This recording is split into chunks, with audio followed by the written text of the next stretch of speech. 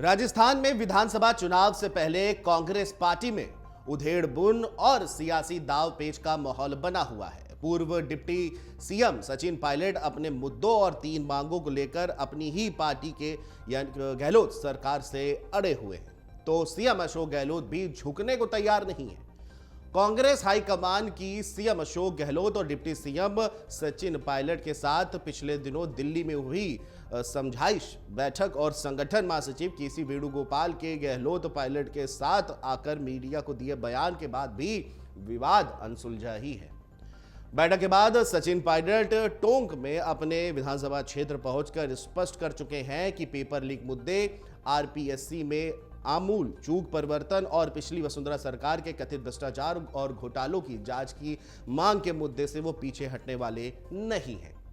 सूत्रों के मुताबिक पूर्व डिप्टी सीएम सचिन पायलट खुद कांग्रेस पार्टी को छोड़ना नहीं चाहते हैं, क्योंकि ऐसा करने पर उन्हें पॉलिटिकल नुकसान होगा।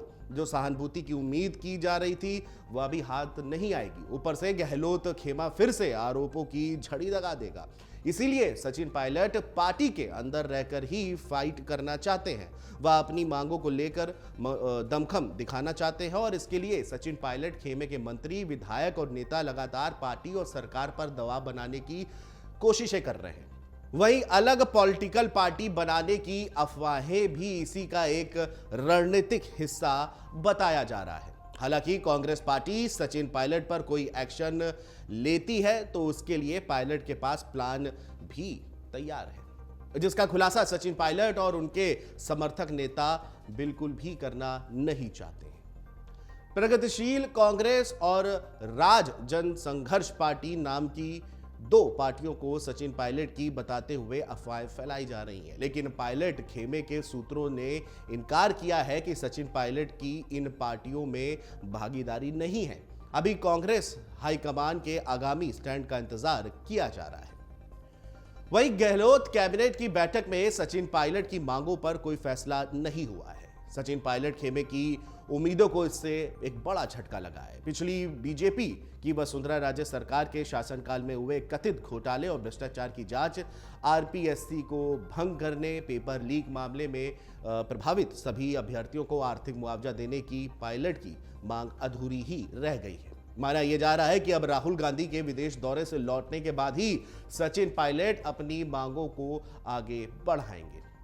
दूसरी ओर राजस्थान कांग्रेस प्रभारी सुखजिंदर सिंह रंधावा मंगलवार को जयपुर के दौरे पर थे और इस दौरान संगानेर एयरपोर्ट पर मीडिया से बात करते हुए रंधावा ने पूर्व डिप्टी सीएम सचिन पायलट की नई पार्टी बनाने की खबरों को सिरे से खारिज कर दिया।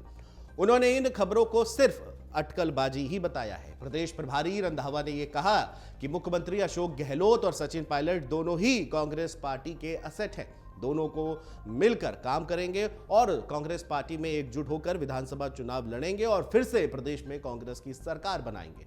राजस्थान कांग्रेस के प्रभारी रंधावा ने उन खबरों को कोरी अटकलबाजी करार दिया जिसमें सचिन पायलट के नए पार्टी बनाने की चर्चाएं और 11 जून को ऐलान करने की बात कही जा रही है। मीडिया से बातचीत करते हुए उन्होंने कहा कि सुलह का फॉर्मूला उस दिन बैठक में ही बन गया था जब दोनों नेता दिल्ली पहुंचे थे। दोनों ही नेताओं को वह फार्मूला पता है, वह फार्मूला मैं आपको नहीं बताऊंगा। तो कुल मिलाकर के राहुल गांधी के विदेश दौरे से वापस आने के बाद क्या सचिन पायलट की जो मांगे हैं या सचिन पायलट के पक्ष में फैसला आता है या नहीं, ये तो समय ही बताएगा।